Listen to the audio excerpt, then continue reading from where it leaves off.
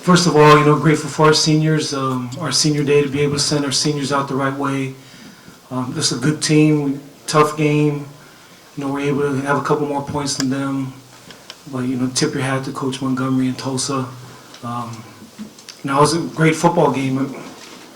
Sometimes I wish I was just in the stands watching it as a fan. These games are not good on the heart. But, proud of our guys. They found a way to make enough plays. Again, that's a really good team, and we had a hard time trying to find a way to stop those guys. And just proud of our players, proud of our seniors, proud of what they did, and continue to fight to the end. And just proud of the culture of our team is strong. We just keep fighting, but proud of our players. Questions?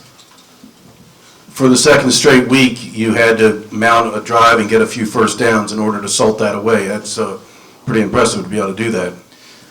Well, it's who we are, and it's hard to play defense nowadays. I mean, there are so many good teams that spread you out. People got, everybody's got speed, everybody's got size. The schemes that people play now, they spread you from sideline to sideline, and it's hard to play defense. Coach, Will looks like he's been one of the great singles. It's like, Surprise you? he just every week he keeps coming and doing great things and played well. Tough, physical kid, great leader, and he just continues to lead. The things that he says to our players in the locker room, the things he says on our sidelines. But our guy, it's easy to follow him because even when he wasn't starting, he always worked hard. When the first guys to the weight room, always worked hard when he had to run. He wasn't a guy who complained or sulked. And so the guys know that he's a kid of great character. So when it became his turn, there was no problem following him. And he's doing a great job following leading our program. Ken, you talked about the seniors, some good performances today from that class. Just what can you say about them a little bit more and what they've meant to the program? Well, I thought, Dyson and Antonio made some huge runs early on, did a lot of good things. Blake has been really solid. Blake Copeland and Adam West have been solid over there. A guy that I think about just our team, again, you'll never hear about him, and you shouldn't hear about him if he's doing his job, is Josh Antal. He's probably as good a snapper as there is in the country, but it's guys like that just do their job game after game, play after play. I'm just rattling off the top of my head, but there have been a lot of seniors that have played really, really well for us. How about Jameer, some of the plays he made, just not in the passing game, but in blocking as well? Jameer's in my mind, has had a phenomenal season. Everybody knows we're going to throw him the ball. They still can't stop him. He's still been able to make huge plays. And he's, like you said, he's played real well-rounded. He's done a really good job on the perimeter. So it's not like he's just a catching, receiving type receiver. He's a real physical blocker. So really happy for Jameer. He's a kid that's great personality, one of the jokesters on our team. But happy to see him doing well. And he came up with some huge plays today. You feel at the end you just have to run up the clock against a team like this. So capable of scoring points. Oh yeah. We weren't. Our goal was not to give them the ball back. There wasn't any thought of, anything fourth and short. Everything was 4-down territory. Anything fourth and short, we were going for it. That's just our thought. Those guys are so explosive on offense. Just like last week, we were not gonna. I had no intentions of punting them the ball back. Our punt guy kept saying, "Punt alert, punt alert." I said, "Get him back. We're not punting." I don't want to hear the punt alert team. Coach, you had some trouble moving the ball against Tulane, and since then you've seen a couple of defensive line up the same way USF did. Tulsa did a little bit today too, do a lot of the same things. Is that something you practice for when you struggle in a game like Tulane where you expect to see it again? Yeah, but see, people take away from Tulane's defense. Tulane is probably one of the better defenses.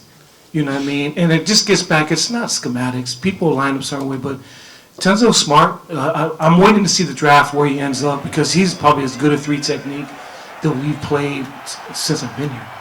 So I don't want to take away from Tulane. How come we can't move the ball against Tulane? Tulane's defense is really good. They're struggling on offense, trying to go from a drop back team to an option team. But a big part of that is Tulane was freaking good, man. So you got to give them credit too. It wasn't just schematics. It was just we had a hard time blocking them. But you expect to see that again as you go on? Yeah, so pretty much a lot of guys have lined up that way, over the years. Houston, Tulsa lined up very similar to Houston with some variations. But our offense is so unique, so there's only a certain amount of ways you can line up, and that's all we do is just troubleshoot. What are the things people can do and try to have answers for it, because we're not a conventional offense, so they pretty much got to come with a different scheme for us compared to anybody else. And so we just kind of get ready, as you said, for those kind of teams, and just ready to troubleshoot. There's some really good teams. There's some really good offenses in this league. I mean, that kid had a cannon, man. He had a cannon. But that's college football now. People spread you from sideline to sideline, and spread you out, run the ball inside, and they've been rushing for 250 and throwing for 250. Scoring a ton of points, and none of that's a fluke. They're a really good team. Coaches, we talk about offense. Ultimately, it came down to a 2-point conversion on defense that made the difference. Talk a little bit about how, the team has come up with a play when they've needed to throughout the entire season. And today, once again, big play, win by 2 by canceling out that 2-point conversion.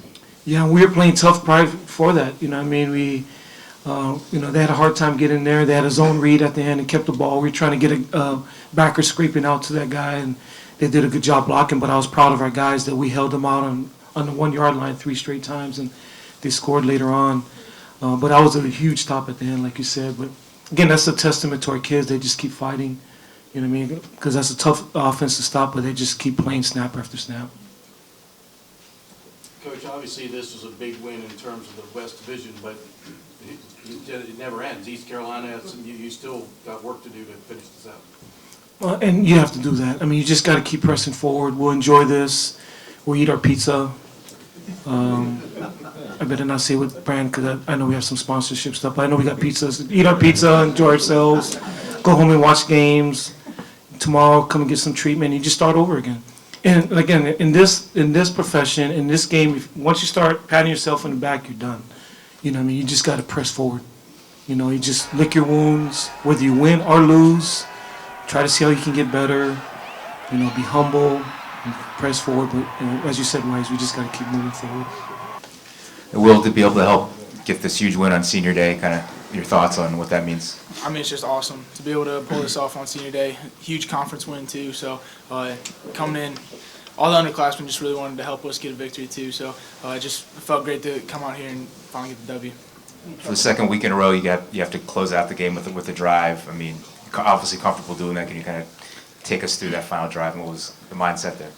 That's our comfort zone, to try and take the time off the clock and make sure we keep the ball out of their hands, so it's just not a game at the end. But the O-line killed it, did a great job at the very end to be able to just wind out the clock and win the ball game. Yeah, Will, can you talk about that 41-yard touchdown? It was something that Coach Jasper saw up in the booth and called it, executed it perfectly by the A-backs and the linemen, and it was just wide open. So just try not to get caught this time.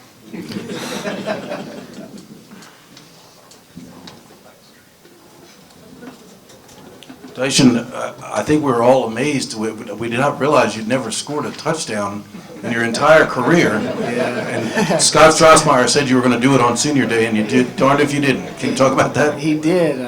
It felt great. It really did. But honestly, if me not scoring a touchdown meant winning the rest of the games this season, I would do it in a heartbeat. We're just a selfish group, a selfish team, and an example of that is our last game we played Notre Dame, A-back Josh Brown. He ended up getting injured on the play. Him and I were in together.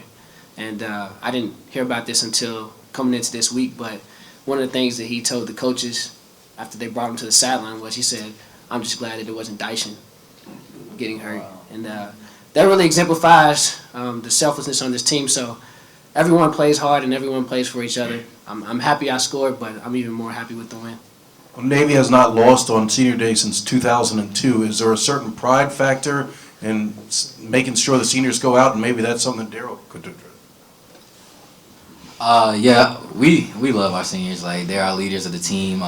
We'd do anything for them, and we just want to do the same thing that we know they would do in our shoes. Like, we know if they were the juniors and we were the seniors, they would do the same thing. And last night, you know, guys were speaking and stuff that were seniors, and just the way they opened up to all of us, like we already knew them, but like last night, you want to do something for them. Like you want to play for these guys. They're great.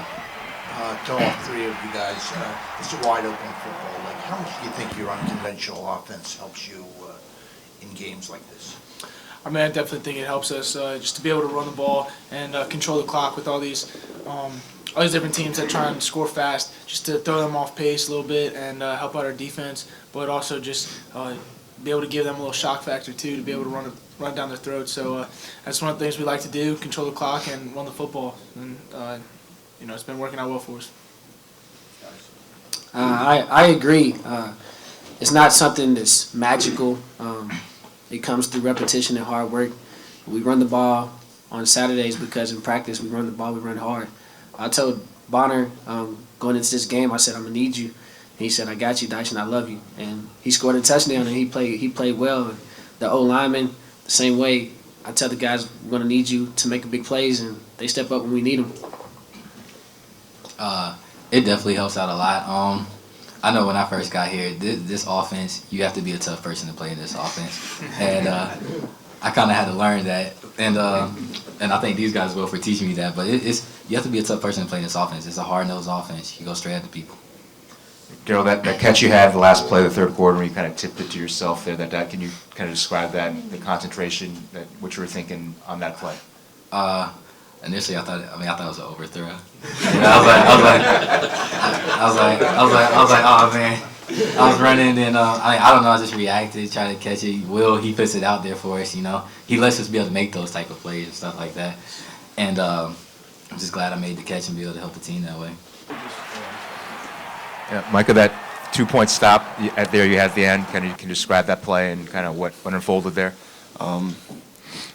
Honestly, I can't really tell you. I was just out there playing for my brothers, and it's the mentality I had all game. Love the seniors. I heard Daryl say that. We do love our seniors. And on the 2-point play, I saw the puller, and on the previous play, they obviously ran with the quarterback.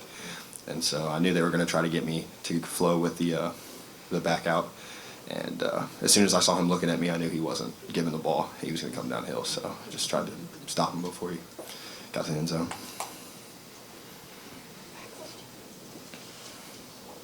Tulsa plays such a wide open offense. Are all the games like this with the better teams? It seems like the first team to 40 wins. Okay, I'll take it. Yeah, in our conference we have teams like Houston, Memphis, Tulsa, USF. They love to spread the ball out, love to get their guys in space, which that's what they're good at. So as a defensive player, I hate seeing 40 on the scoreboard.